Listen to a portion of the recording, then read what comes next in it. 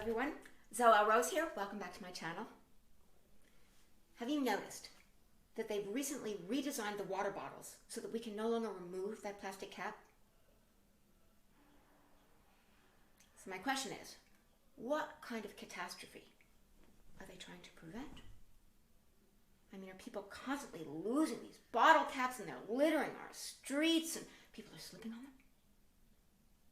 Has there been a rash of people in the emergency rooms because they look at that little bottle cap and they think, now that looks tasty, and they pop it down their mouths and now they're choking to death? Or are people secretly using them as weapons? Just kind of casually untwist that bottle cap, pick your target, and then fling it really fast, frisbee style. Right, and then just put it away. La-di-da-di-da.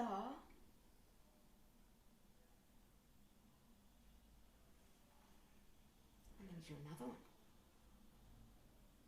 Another one bites the dust. And another one. And another one. And another one bites the dust. Yeah.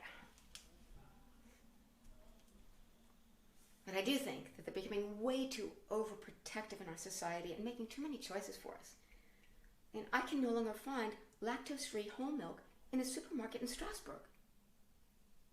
I mean, what is the connection in their minds between fat-free and lactose-free?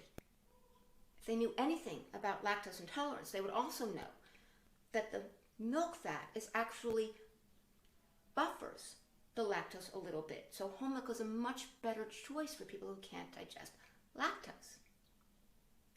But in general, I'm seeing a lot less whole milk on any of the supermarket shelves.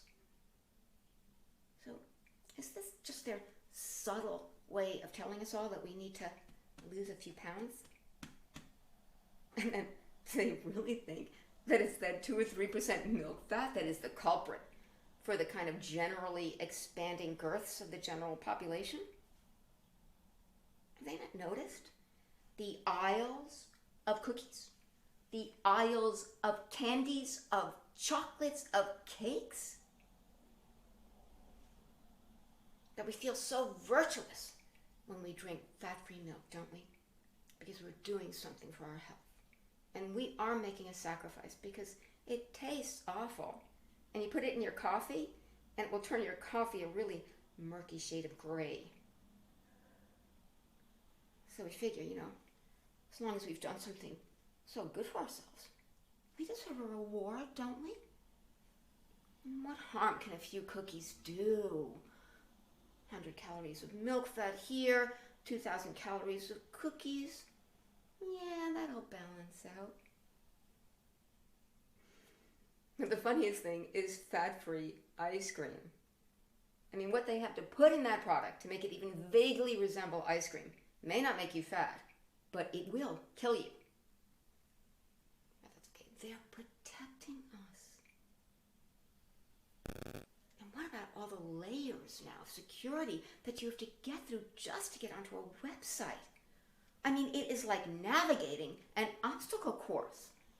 First thing, you have to prove that you're human, as opposed to your pet chimpanzee, or a robot, or a brain in a vat filled with formaldehyde, hooked up to the computer with electrodes. So they present you with this little grid, and you have to pick out the flowers. So you pick out the flowers and hit verify. Think, okay, that was easy. But that's not all. Send up another screen. This time, you have to pick out the crosswalks. So you pick out the crosswalks, hit verify, and you think, okay, that's done. But no. Another one comes up, and this time you have to pick out the fire hydrants. And I'm figuring, by the time I get through this CAPTCHA system, I could have read Finnegan's Wake from cover to cover.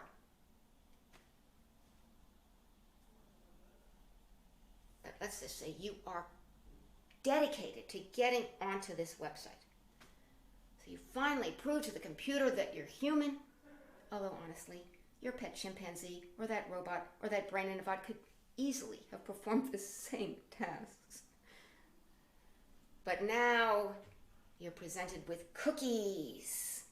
there are those yummy cookies again, folks. And of course, we want cookies, right? But you read the small print and it says, we and our 937 partners would like to install data-gobbling Pac-Man onto your computer to collect all your personal information and store it on our computers, and to store our personal information on your computers. But don't worry, we care about your privacy. So that's too many? Well, at least let the 522 partners with legitimate interest install their cookies, because it's legitimate. I mean, they might make good use of your information. They might send it to their marketing team and come back to you with a product that you might want to buy. As opposed to all of those other partners who are just kind of randomly collecting everybody's data and doing who knows what with it, except that 6 months down the line, someone steals your identity, and how did that happen? But you get through the cookies. You think you're going to be able to get onto the website finally, but no, a big banner comes up obscuring the screen saying, sign up for our newsletter. And then another banner, download our app. And then another banner, become part of our community. And then an advertisement telling you how you can lose all that belly fat. Stop eating cookies. And then another banner telling you about another website you might be interested in. You need a fly swatter to get through it. And it's like, take that, newsletters. Take that, apps. Take that, advertisements. On guard. I mean, websites were supposed to just be providing services and information, but now they're no longer satisfied with that. They want to be our partners for life. They want to be our family, our friends, our social circle. They want to be able to predict and fulfill our needs before we even know we have them. Wow, computers were just supposed to make our lives easier. But now we spend all of our time catering to the needs of our computers. And what is it with the French keyboard? I mean, all those little weird pictograph symbols at the top and all over the place. There's something that looks like a big eye. There's a smiley face. There's something that looks like a fish skeleton going in different directions, arrows going in every different direction. There's a star, a starburst. What do these things mean? It would be easier for me to try to decipher ancient Egyptian hieroglyphics than to figure out what my computer is trying to tell me to do. And what about the fact that on the French keyboard, you need to hit the shift key to get your basic punctuation and the numbers at the top of the keypad? I mean, this can really slow you down when you're typing. So my question is, are they trying to slow you down? I mean, you come to France filled with hopes and dreams and things you want to accomplish because this is France. And they're like, oh no. Slow down. It's your rush of a glass of wine, you evil capitalist. Anyway, I have a birthday coming up, and I will be 39 again. People have so many associations with age, don't they? Misconceptions, even downright bigotries. But what I figure is, we spend the first few years of our lives in diapers, and the last few years of our lives in diapers. So as long as I'm old enough and young enough to pee in a toilet, it's all good. Life's an open door. Now, I am born the same day as Bob Dylan and Queen Victoria.